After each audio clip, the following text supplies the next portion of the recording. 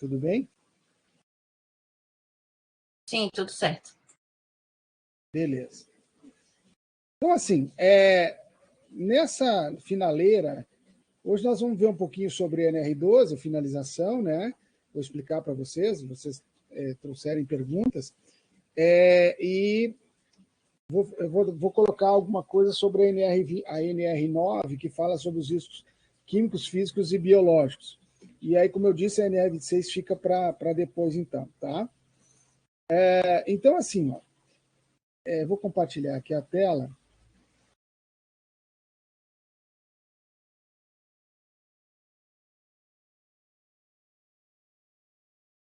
Estão vendo a minha tela agora, né? Sim. Tá. Então, essa norma, a NR12, ela fala especificamente, tá bom o tamanho, querem que aumente? No meu aqui tá ok, tá certo. Para mim, se puder aumentar, fica melhor. Tá, vou abrir aqui. Acho que agora foi demais. Mas tá dando, melhorou, Thiago? Sim, obrigado. Tá. Então, a NR12, ela fala especificamente sobre a segurança do trabalho em máquinas e equipamentos. Obviamente que dentro da construção civil, vocês vão ver uma série de situações, né? Aquele dia eu queria ter levado vocês na nossa visita lá na Serra Circular, até para falar um pouco sobre isso, mas eu peguei um exemplo de uma prensa que eu tenho aqui, e aí é uma prensa de exemplo, né? Só precisa entender o arcabouço, e aí serve também para algumas máquinas e equipamentos. Então, essa norma começou com todas as outras lá em 78, ela teve esse rol de atualizações, né? A última atualização dela, então, foi aí pela portaria 806, em abril de 22, agora recente, tá? E ela traz o quê? O que ela traz no arcabouço teórico dela? Obviamente que ela vai falar sobre princípios gerais, ela vai se preocupar na questão do arranjo físico e instalações. Então, assim, no layout, na construção civil, vocês talvez não tenham uma especificidade tão grande, mas se vocês mais em termos das empresas que trabalham com máquina, com fabris, né? Uma indústria e tal, onde você tem que alocar. Mas mesmo assim, por exemplo, se você tem um setor onde você tem máquinas que você vai usar, tipo, para dobrar ferro, se bem que isso já vem pronto, mas elementos como uma serra circular e outros elementos que fazem parte desse métier da edificações, vocês vão ter que ter um arranjo físico nessas instalações. Geralmente a gente vê um arranjo físico que seja mais eficiente, né? Porém, ele tem que ter um fluxo correto e o espaço tem que ser demarcado, tá? Então, esse é um primeiro ponto. O segundo ponto ali, no sumário, quando ela traz ali sobre instalações e dispositivos elétricos, são dispositivos, ou seja, chaves de desligamento total, botões amarelo ou laranja, verde, geralmente é amarelo, vermelho e verde, um de parada total, um de só desliga a parte da máquina e ela não vai causar dano, né? Sensores, uma série de situações que essa norma traz, especificando. Obviamente que vocês têm que adequar isso, e muitas coisas já têm que vir do fabricante, tá? E eu vou explicar depois a questão da culpabilidade remota. O dispositivo de partida e acionamento, né? Isso aqui é necessário. O sistema de segurança da máquina, então aí envolve toda essa parte ligada aí a dispositivos e sensores. Os dispositivos de parada de emergência, como eu já tinha citado ali em cima, componentes pressurizados, né, quando é o caso de lugares que você tem que despressurizar para poder não explodir ou não gerar uma questão de explosão ou de expansão, né? O transporte dos materiais, os locais onde vão ser transportados, onde vão estar passando esses materiais, principalmente materiais mecânicos, Os aspectos ergonômicos, obviamente, nós temos que trabalhar conjuntamente com a NR17, que fala sobre a questão ergonômica. Então, tanto o painel, quanto a altura, quanto os acionamentos, tem que ter um aspecto de ergonomicidade, certo? Obviamente, os riscos adicionais que podem ter, né, relacionados principalmente à manutenção, que é o objetivo que eu quero que vocês observem lá no exercício, depois eu vou comentar sobre isso, né? A manutenção, inspeção, preparação e ajuste, reparo e limpeza, que está junto aí aos riscos adicionais. A sinalização, manuais, né, que geralmente vão ter manuais de conduta, ou seja, de operação da máquina, procedimentos de trabalho com aquela máquina, situações que envolvam projeto, fabricação, importação, venda, locação, leilão, cessão e qualquer tipo de exposição. Então, observem aqui nesse título que ele diz assim, ó, a máquina, já no projeto, ela tem que estar especificada e ter os dispositivos de segurança. Na fabricação, obviamente, né? Se for uma máquina importada para uma determinada situação, eu também vou ter que ter a adequação do importador às normas brasileiras ou normas internacionais de segurança, que versem sobre esse tema. Tá? A questão da venda, locação, leilão, que muitas vezes você tem máquinas antigas que você tem que fazer adaptações. Então, aqui eu quero dizer o seguinte, vamos supor que nós tenhamos ali uma serra circular e a pessoa que está ali operando, ela está ali, ela tirou a coifa, né? Que protege da exposição da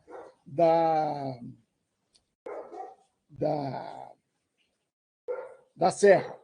Então, nessa exposição, ela vai, toca o dedo e perde os dedos da mão. Isso, deixa eu só passar o avião aí.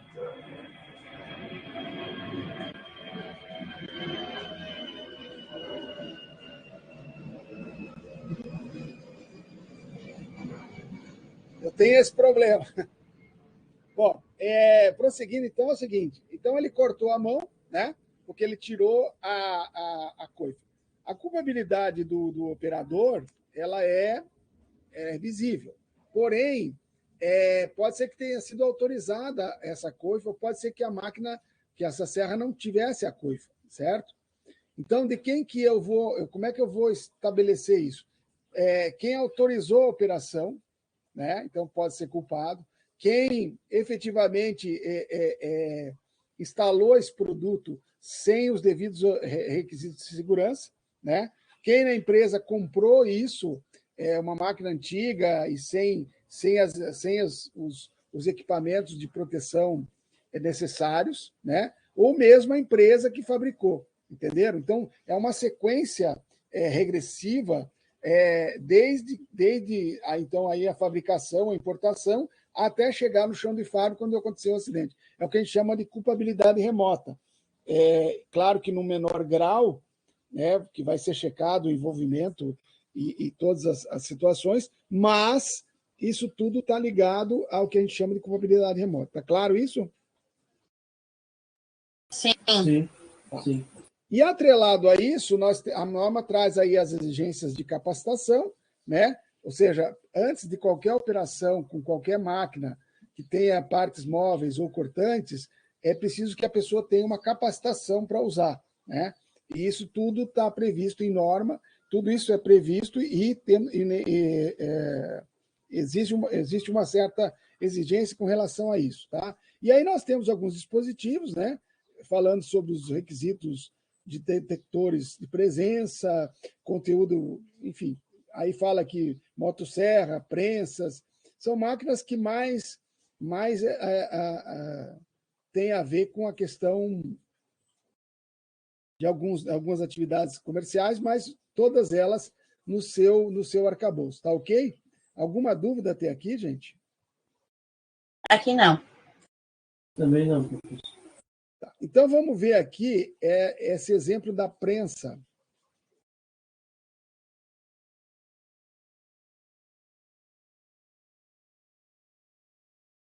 Ó, essa é uma prensa de demonstração, né? Com alguns dispositivos que a VEG, que a empresa catarinense, tem, e ela está adequada a todos esses itens. Ela tem uma cortina de luz, ela tem um acionamento bimanual, ela tem o calce e chave de segurança, ela tem botão de emergência monitorado, grades de segurança monitorados por sensores, tem relé de segurança, acionamento bimanual, botões eletrônicos de esforço zero, ou seja, onde não há um esforço físico, né? Tocou, ele já tem a sensibilidade.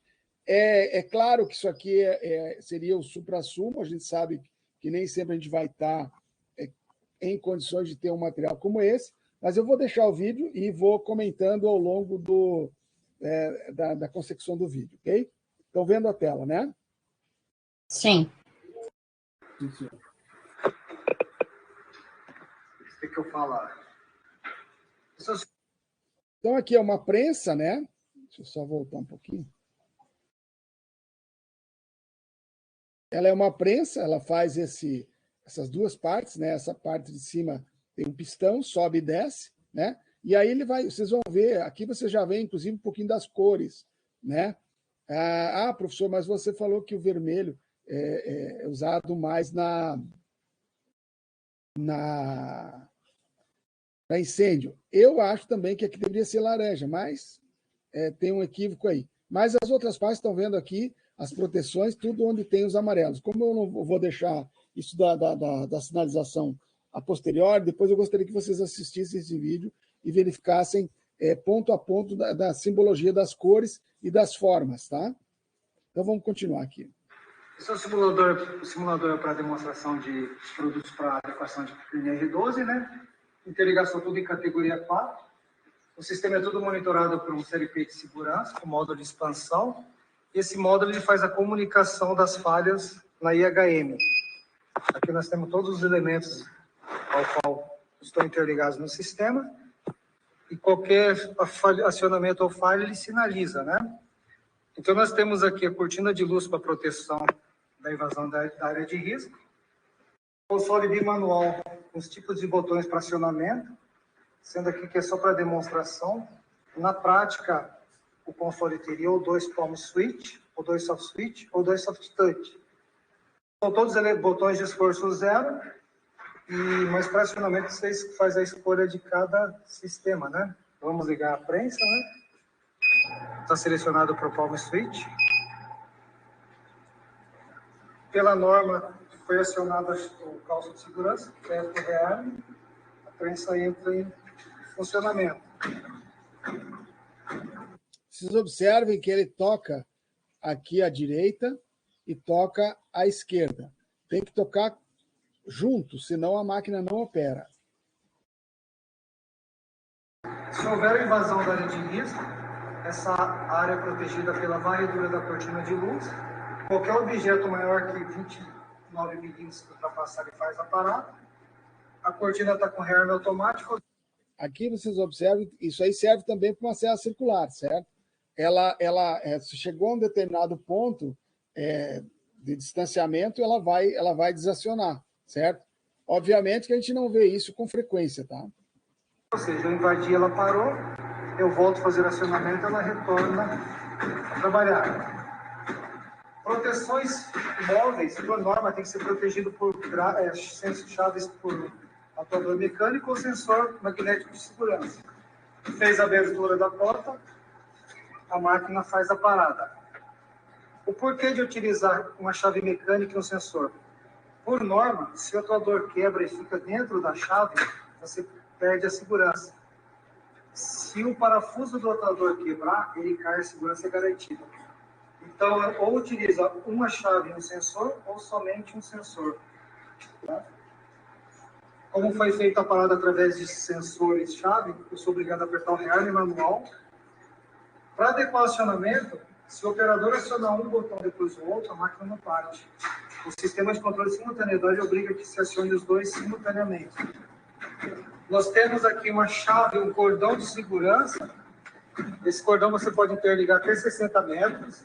No caso aqui, ele está protegendo todo o perímetro da prensa. Então, em qualquer momento que houver o acionamento do cabo, ele faz a parada. A chave se encontra na lateral, alguém vai fazer um rearme manual, o rearme eletrônico, acionou novamente. O botão de emergência, sistema comum. O diferencial é que esse botão da VEG, ele tem os contatos auto-monitorados. Se ele soltar, o sistema reconhece e também abre. São contatos de segurança. Esse botão, ele é auto-monitorado, quer dizer, escapou, ele vai para a máquina. Voltamos para o lugar. Aqui nós temos a chave com retenção com solenoide. Esse modelo, ele é utilizado para você fazer a adequação de máquinas que tem risco por inércia, né? Então, com o motor em movimento, eu não consigo abrir a prensa. Eu tenho que desligar a máquina. Nós temos um relé que monitora a parada do motor. Quando ele faz a parada, o relé de movimento zero identificou que a prensa está parada. Então, a partir desse momento, eu energizo a bobina e consigo abrir essa porta. Se está aberto, o sistema de segurança foi acionado, eu não consigo rearmar nem partir a máquina. Tenho que fechar a porta, faço o rearme do sistema e a máquina começa a trabalhar novamente. O calço de segurança, que é o último elemento aqui, é utilizado para manutenção. Então, o operador ele vai parar a máquina, retira o calço, que ele é monitorado por uma chave mecânica de retenção. A partir desse momento, eu já não consigo fazer o movimento. Retiro. Vocês vejam que até para o processo de manutenção, quando o sensor é acionado, né, mesmo que seja aí manual, a máquina tem parada total e ela não aciona mais. Tiro, põe na prensa e vai ajustando até alcançar o limite da ferramenta. Então, no caso aqui, esse é um modelo menor, eu teria que parar a prensa numa altura menor para fazer essa...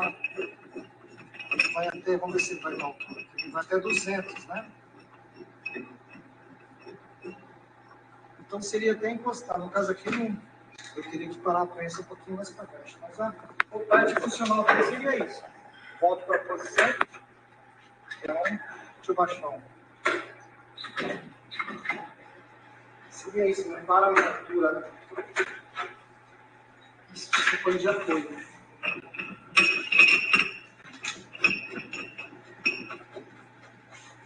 Aí, a partir desse momento, pode fazer toda a manutenção. Qual é o objetivo desse equipamento aqui? É justamente travar, né, de forma que a máquina não tenha como ser, mesmo que um acionamento acidental, digamos que perca a pressão, coisa e tal, ele vai estar travado em função desse equipamento. Mas a máquina, por si só, ela já não aciona. Vocês viram que se não tiver essa cordinha ligada lá, você não consegue reacionar ela. Não tem o risco de estar descendo, né? Ele foi certificado, tem o certificado de teste para 20 toneladas de apoio, né? Tem um diferencial aqui. Esse aqui é um sensor de grade, é o RFID. Qual o diferencial dele? O atuador é codificado. Então, se houver a quebra ou perder esse atuador, ele não aceita outro. Cada sensor tem o seu código gravado. Diferentemente do outro modelinho de grade, né, o pretinho, que é o mais comum, é o sensor hall de segurança. Qualquer atuador que eu pegar e colocar aqui, ele aciona. São modelos mais simples, né? Mais simples de segurança. E ele é para adequação de máquinas. Onde você quer exigir uma segurança maior, aí você utiliza um modelo codificado. Mas que normalmente, para norma, esse modelo já atende todos os casos, né? Agora as botoeiras aqui para trazer o conforto para o operador. Sendo o palm switch, ele vê a presença da palma da mão.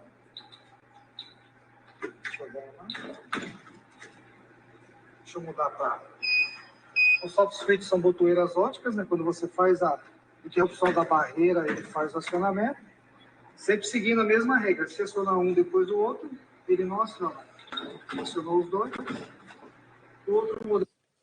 Essa questão de ser conjunto, ele facilita porque se tu usar uma das mãos, e muitas máquinas e equipamentos têm esse problema, mais antigos, né? Ou tinham, você acabava acionando com uma mão somente, né? Parece bobagem, mas a exigência das duas é que faz com que você tenha um sincronismo correto, tá?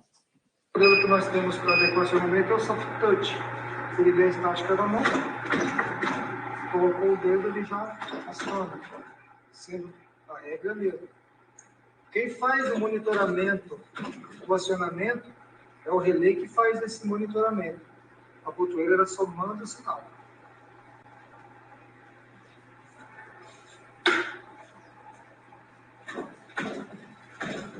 Só que nós temos uma prensa categoria 4, todos os elementos de segurança estão sendo monitorados por um CRP de segurança. Por norma, todos os produtos aqui em duplo canal. Se não forem duplo canal, já não é possível realizar essa adequação. Então, qualquer falha que acontecer no produto, a máquina é de segurança. Se acontecer uma falha no CRP, a máquina é de segurança. Bom, perguntas, gente? Algum questionamento aqui com relação a esse... Lá no fundo não é uma porta que tem? No fundo da prensa? Não, ali na verdade, ele é fixo, é um acrílico, né? Eu pergunto porque eu já trabalhei numa extrusora, né? Sim. De plástico, que trabalha com prensa também. E eu parei de trabalhar, acho que foi em 2006, 2007, quando deu um acidente bem grave lá em Orleans. O trabalhador morreu esmagado na prensa. Então, O gerente de produção viu a máquina parada. E o funcionário estava do outro lado. Ela estava toda travada, porta aberta, trava de segurança acionada, e ele estava do outro lado. Ele se abaixou e foi para debaixo da máquina pegar o pote. sim. E quando ele levantou, foi bem no cara, tristeza. Foi bem no momento que o gerente fechou a porta e ligou a máquina. Não deu tempo dele apertar o botão de emergência. Eu tenho deixa eu só achar aqui um outro material, deixa eu só... Eu não sei se eu passei o vídeo para vocês naquele material, deixa eu ver aqui. Só um pouquinho, gente. Materiais. É bem em cima do que tu está falando aí, Thiago. Deixa eu ver se está aqui. Aqui.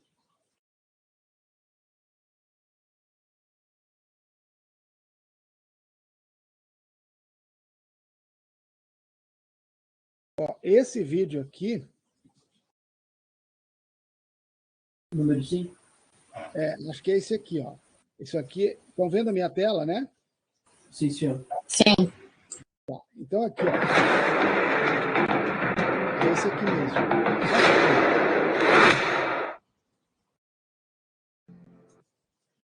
Ó, aqui é uma situação semelhante. Vocês têm uma prensa parecida com aquela, né? O cara, vejam que ela tem alguns... aqui não dá para identificar, mas eu quero que vocês observem, é um setor de fábrica, e o cara chegou para trabalhar. E aí não tem praticamente nenhuma estrutura, e é mais ou menos nesse sentido. Foram dar, inclusive, uma manutenção e esmagou a pessoa. É bem rapidinho. Olha aqui, ó, isso aqui é uma prensa também, né? Ela tem alguns elementos, a gente consegue perceber, mas ela tem esses botões de acionamento externo, né? Elas não estão ali com a máquina, e tem, inclusive, uma chave de ligação geral aqui. Mas só isso não basta, né? E tem toda a parte traseira da máquina aí.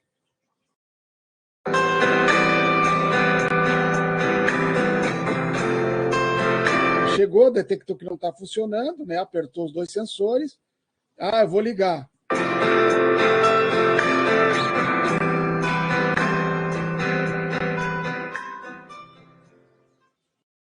E aí aconteceu a tragédia, né? Mais ou menos o que tu falou, não é, Tiago? Sim, foi bem isso, porque lá, quando ia no banheiro, qualquer coisa, tinha que botar a placa. E mesmo com placa, tu verificava, né? Não custava nada chamar o nome do funcionário, né? E foi o que ocorreu. O cara chegou, estava sem a placa. É que o cara foi, pô, 30 segundos, sabe? Vou do outro lado retirar um objeto que vai obstruir a prensa, porque o molde tem que fechar certinho, senão Sim. vaza, né? Na extrusão. Então, Isso. cara, ele foi do outro lado, e do outro lado não tinha trava de segurança. E Então, o gerente de produção fechou e apertou o play e não deu tempo de desligar ela no botão de emergência. Quando ele apertou, ela já tinha prensado. É justamente isso que estou trazendo, que é essa situação aqui. E aí é uma coisa, por isso que eu quero passar a sinalização, eu teria que colocar uma etiqueta azul aqui, que está em manutenção, entenderam? Identificação não só aqui na frente, né, como no setor do painel, mais para frente aqui. E na parte de trás, a pessoa teria na verdade, essa máquina tinha que estar parada, isolada, né, com as etiquetas, para que não pudesse ser acionada. Professor, Oi? nesse caso, então, a máquina estava em manutenção, mas o funcionário não sabia? Isso. Ah, Isso aqui tá. provavelmente aconteceu numa troca de turno, né? Então, qual que seria o procedimento? Eu colocaria uma etiqueta azul. A etiqueta azul é de atenção parada para manutenção, certo? Tem a cor que avisa. E essa pessoa deveria ter um aviso, né? Isolada essa máquina, ela não poderia jamais acionar ela, entenderam? Tá? Sim. Bom, então esse é uma questão que acontece. O Tiago foi preciso, gostei muito do que o Tiago traz aí para nós, porque tu traz justamente uma situação que ocorre, né, Tiago? E que ocorreu contigo na prática, certo? Vamos Sim. ver agora um pouquinho sobre a NR9. É um videozinho da professora Vanessa. Vai falar mais dos riscos e aí eu interpelo e comento com vocês, tá ok? Ok.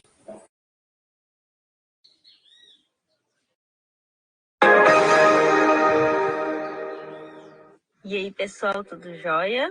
Sejam bem-vindos. Aqui a Prof. Vanessa Petronilha, que vai falar hoje um pouquinho com vocês sobre a NR9 e as suas atualizações de 2020. Isso mesmo, sobre o fim do PPRA. E daqui a pouco vocês vão entender o que aconteceu, né, nesse fim do PPRA, que agora vai ser substituído pelo PGR. Na norma regulamentadora número 9, a atualização agora, ela veio com o título Avaliação e Controle das Exposições Ocupacionais a Agentes Químicos, Físicos e Biológicos, que ela foi atualizada pela Portaria 6735 de 2020, agora em março de 2020. A NR9 fala... Foi atualizada, era para entrar em 21, não entrou, entrou em 3 de janeiro de 2022, junto com as outras, tá? Falava sobre o PPRA, Programa de Prevenção de Riscos Ambientais. Nesses riscos ambientais eram inseridos pela norma, né, os riscos físicos, químicos e biológicos. Porém, de todas as normas, o PPRA era o único programa que tinha... Então, esse programa ele está valendo até provavelmente o final desse ano, tá? Eu não sei se vocês vão estar no mercado nesse período de final de ano. Vocês estão em que fase? Quarta fase, professor. Tem mais quantas? O nosso é a última? Ah, é a última? Sim, vamos se formar agora. Ai, que bom. Então, assim, provavelmente que até o ano que vem vocês ainda encontrem, às vezes, em alguma empresa que vocês venham a trabalhar, esse programa. Ele está previsto para talvez mais até o final do ano que vem, né? E olhe lá, porque agora nós temos o PGR. E ele era um programa específico que estava ligado a essa ANR. Porém, isso acabou, né? Acabou como vocês estão vendo aí. Mas algumas empresas ainda vão ter um tempo para se adequar e chegar no PGR. Tá? Só esse processo de transição aí. Mas o arcabouço dos riscos físicos, químicos e biológicos são importantes, tá? Cronograma de ação, planejamento, né, para evitar esses riscos. E ele não inseria em sua prerrogativa de obrigatoriedade os outros riscos, né, que entrariam os ergonômicos e os de acidentes. Então, por livre e espontânea dedicação, muitos profissionais já estavam incluindo esses riscos automaticamente no PPRA, mesmo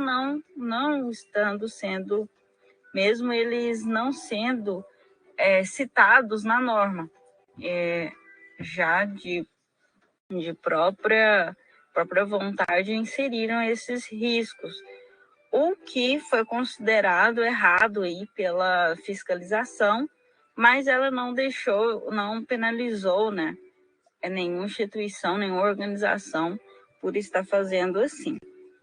Mas, de qualquer maneira, o programa de prevenção de riscos ambientais tinha muitas falhas, né? E ele agora não existe mais. Todo o escopo e tudo que tinha de metodologia dentro do PPRA agora faz parte do PGR. Não entenda que o PPRA agora é o PGR, não. O PPRA ele foi eliminado. O que está dentro do PGR é o conteúdo do PPRA, que vai estar dentro do PGR, assim como outros conteúdos, assim como o conteúdo da NR7, da NR17. Então, esse conteúdo, né, que vai estar sendo designado em 2 documentos, né, que é o inventário de risco e o plano de ação, todo esse conteúdo que vem das normas vai estar inserido no PGR em relação à documentação, porque o PGR tem a parte que antecede a ele, que é a parte de ação, de processo. Então, primeiro a gente tem uma ação, processo, e a gente documenta essas ações, esse processo em documentos e pelo o Programa de Gerenciamento de Risco. De acordo com o NR1, vão ser obrigatórios 2 documentos: o inventário de riscos e o plano de ação.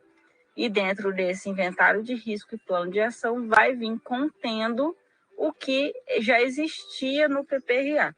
Ou seja, se você já fez o PPRA da sua empresa e acha que esse PPRA ainda está válido, atualizado, não necessita de revisão, você faz o seguinte: pega todo o conteúdo que está dentro do PPRA e inclui ele no PGR, que você vai ter que estar pronto até março de 2020. Então, pegue esse conteúdo que você está validando ele como que não precisa de revisão e insira no PGR, porque vai estar válido, porque é isso que o PGR vai estar fazendo dinâmico durante todo o processo de ação do gerenciamento de riscos. Inclusive, essa NR9 que fala em avaliação e controle das exposições ocupacionais a agentes químicos, físicos e biológicos está interligado com o PGR. O PGR vai fornecer informações para essa avaliação e controle das exposições e essa avaliação vai fornecer informações para o PGR. O que você continha no antigo PPRA, você também pode estar inserindo aí no PGR. Outra coisa importantíssima é que vai estar válida essa norma em março de 2021, já está valendo. Assim como a NR1, a questão de gerenciamento de riscos, e o PGR também vai estar valendo em março de 2021. Todas as organizações têm que estar atentas a isso. Além disso, essa norma, né, ela é dividida em alguns pontos. O primeiro tópico é o tópico objetivo, que visa estabelecer os requisitos para avaliação das exposições ocupacionais a agentes físicos, químicos e biológicos. Então, aqui é o seguinte, gente, eu vou meio devagar aqui, eu estava falando antes de você chegar, Tiago e Natália, eu estou com uma crise de labirintite, está bem difícil, mas vou ver se eu consigo finalizar com vocês, tá bom? Não sei se vou até o final lá, das 11, mas essa parte eu consigo finalizar e explicar o exercício. Então, vamos com calma aí, tá bom? Desculpa aí. Professor, se tiver ruim, o senhor fala? Não, mas está tranquilo. Eu acho que ainda dá aqui, dá para aguentar esses. Que eu levantei aqui para pegar uma água e já veio aquela tontura. Não sei se vocês já tiveram labirintite, o negócio não é fácil. Então, assim, gente, estabelecer os requisitos para avaliação das exposições aos agentes ocupacionais, tá?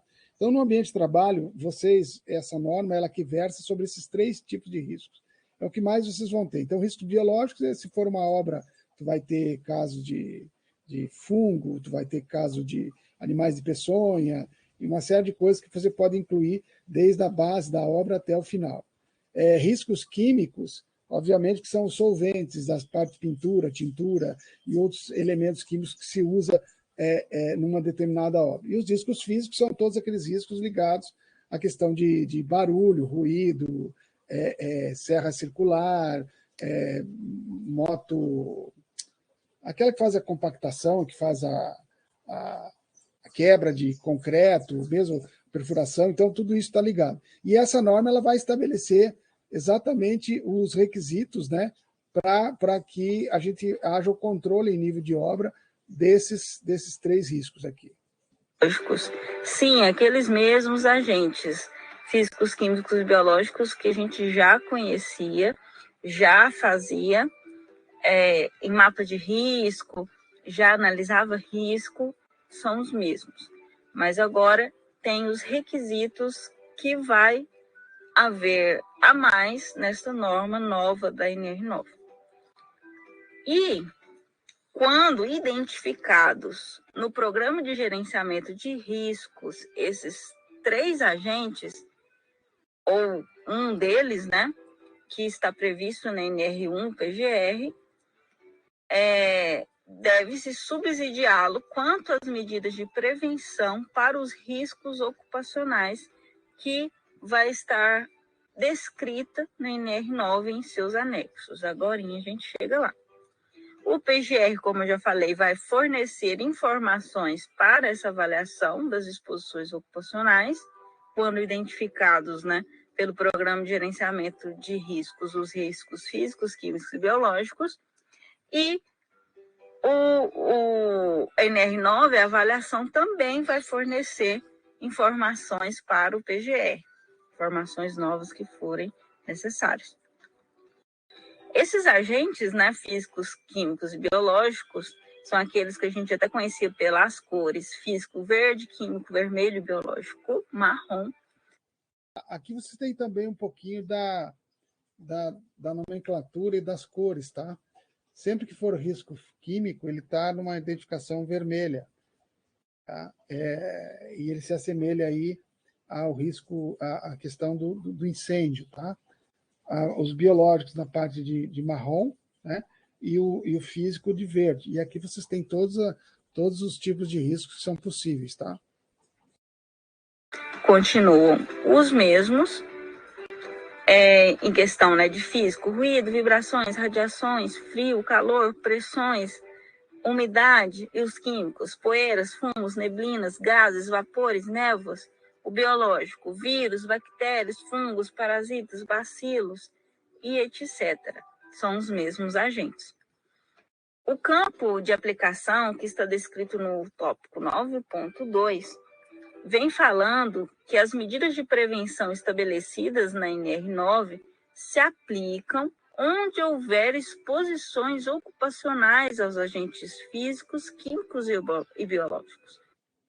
Quem vai fazer essa parte da prevenção e que vai adotar as medidas geralmente é o técnico de segurança na obra, certo? vocês vão simplesmente ser os partícipes ou os coautores, né, de situações que vocês verifiquem. Lembrando lá da obra, vocês viram uma gama, e até comentei com vocês, de situações que, no meu entendimento, poderiam estar melhor adequadas, certo? Inclusive com relação às informações visuais. Mas o técnico pode ter os seus erros, né? O técnico de segurança, então cabe a vocês, como gestores, na parte de educação, estar também supervisionando isso, tá? Só nesse caso. A abrangência e profundidade das medidas de prevenção vai depender das características, das peculiaridades, né, das exposições e das necessidades de controle, ou seja, cada organização vai ter uma peculiaridade, vai ter uma característica diferente que vai ser necessária aprofundar ou não nas medidas de prevenção. A NR9 e seus anexos devem ser utilizados para fins de prevenção e controle dos riscos ocupacionais causados por agentes físicos, químicos e biológicos. Para fins de caracterização de atividade e operações insalubres ou perigosas, devem ser aplicadas as disposições previstas na NR15 e na NR16, que são das insalubres e das perigosas, porque os riscos físicos, químicos e biológicos, né, como a gente viu aqui no slide anterior, ele tem, principalmente o físico, total relação com a NR15, entre outros fatores que também tem na NR15 sobre os químicos e biológicos, lá em questão de relacionar de acordo com a insalubridade. Muitos desses aspectos são usados na avaliação dos riscos físicos, químicos e biológicos da NR9. Porém, para caracterizar insalubridade e periculosidade, só na NR15 e 16. São elas que são específicas para isso.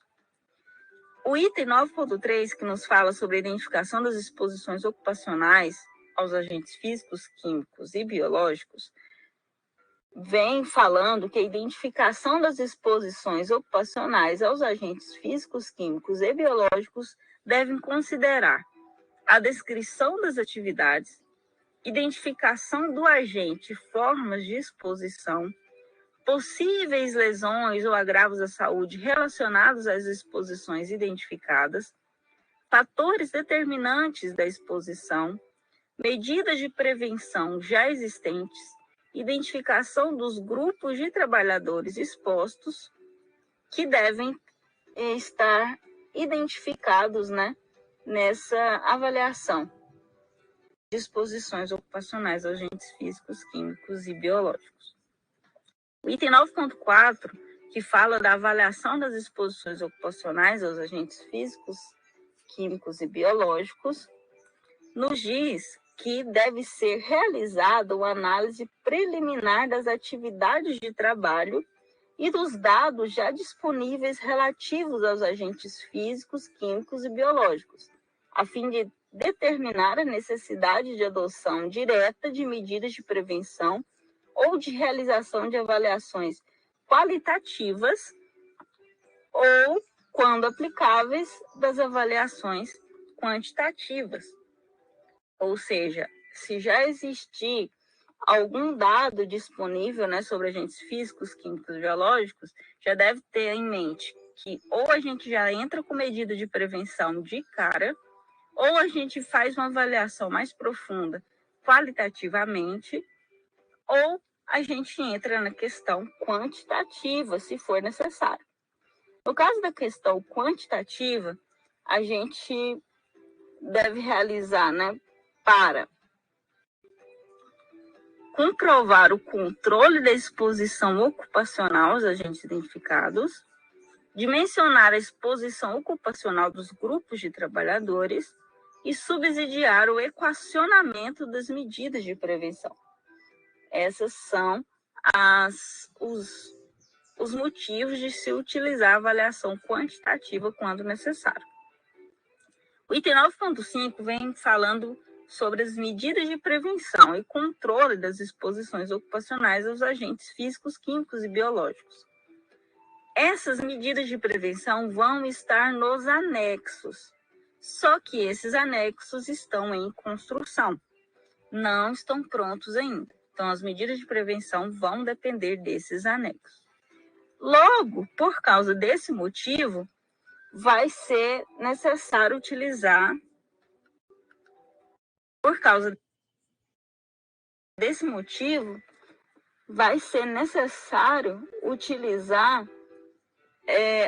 as medidas avaliadas na NR15 e na NR16, tá? Agora a gente chega lá.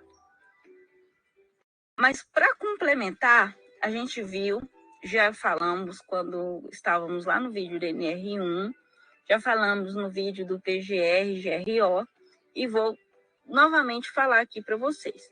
O Programa de Gerenciamento de Riscos ele é dividido em 2 documentos. Esses documentos obrigatórios, porque eles vão substanciar as ações, os processos do gerenciamento de risco em si. Esses documentos são o inventário de risco e o plano de ação. No inventário de risco deve trazer da NR9 os resultados das avaliações das exposições. Esse é um documento que vocês podem se apropriar, que tem que estar disponibilizado dentro da empresa. Então, vocês podem, por exemplo, dentro do setor de vocês efetivamente verificar esse inventário de riscos, né? Onde vocês vão ter acesso a esses resultados e não precisa ser o técnico, né, de segurança que vai estar olhando isso. Então, vocês podem, numa atitude de supervisão, estar verificando. Vamos supor que tenha acontecido um acidente e esse acidente tenha tido algumas consequências, né? Afastamentos, enfim, e talvez alguma mutilação. Então, vocês podem ajudar e ser auxiliares do técnico de segurança nesse sentido, tá? Exposições ocupacionais aos agentes físicos, químicos e biológicos. E já no plano de ação deve conter as medidas de prevenção e controle das exposições ocupacionais que integram os controles dos riscos, que vai estar determinado nos anexos da NR9. O 9.6 nos fala sobre as disposições transitórias, que uma delas são dos critérios e limites de tolerância constantes na NR15, enquanto os anexos não estiverem prontos, né? O nível de ação para os agentes químicos deve ser a metade dos limites de tolerância compostos aí nas NRs 15 e 16, e o nível de ação para o agente físico ruído é a metade da dose. Ou seja, acima do nível de ação deve ser tomada uma ação de controle sistemático, de forma a minimizar a probabilidade de que as exposições ocupacionais ultrapassem esses limites de exposição. Então é isso. Muito obrigada por assistir. Até o próximo vídeo. Bom, gente, vou abrir a câmera aqui para compartilhamento. Realmente não estou muito bem, não. Mas eu vou dar essa última explicação para vocês. Estou bem tonto aqui. Então, assim, ó, se vocês quiserem abrir a câmera, é legal. Se não quiser, tudo bem. Eu dei um exercício lá. Deixa eu abrir aqui o... Que coisa ruim, gente. Não sei se vocês já tiveram esse negócio.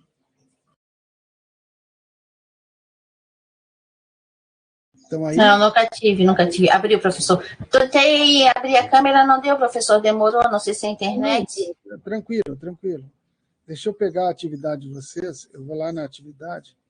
Deixa eu estou na turma. Então, nós vamos fazer a atividade igual às outras, tá? Só que essa é a nossa atividade final. Aqui.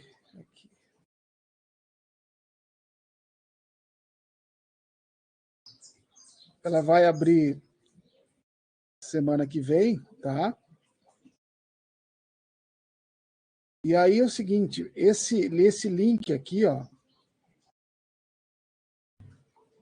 é do meu canal, tá? Ele vai abrir para uma edição de um filme. O link, se vocês quiserem assistir o filme, tá aqui embaixo. Vocês vão assistir essa primeira parte. Ela vai falar sobre duas situações que ocorrem numa empresa de uma indústria mecânica, tá? Eu não achei uma situação semelhante a edificações, me desculpem. E aí, nessa situação, vocês vão ver um acidente mutilante e as situações que decorrem do acidente, né? Vocês vão ver também um quase acidente, todos envolvendo a mesma pessoa. O primeiro envolve a pessoa como partícipe e o segundo vai envolver ele como quase o acidentado. E aí eu quero que vocês vejam essas duas etapas e vocês vão ver vocês vão fazer uma análise de uma folha, uma meia lauda, meia folha ou uma folha inteira, comentando aspectos que vocês entenderem, que julgarem necessários relacionados à questão da NR12, essa parte que a gente viu e o material que eu passei, tá?